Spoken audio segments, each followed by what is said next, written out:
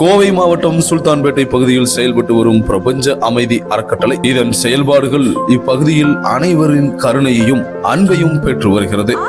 இல்லாமல் இருக்கும் முதியோர்கள் உங்கள் கண்களில் தென்பட்டால் உடனடியாக அரசு துணையோடு இந்த பிரபஞ்ச அமைதி அறக்கட்டளையில் ஆதரவுக்காக அழைத்தும் வரலாம்.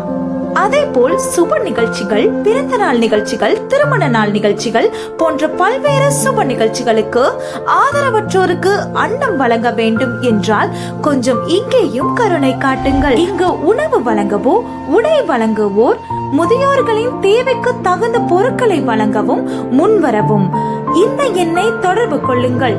கடந்த 1.5 வருஷமா நாங்கள் நடத்திட்டு வரோம்.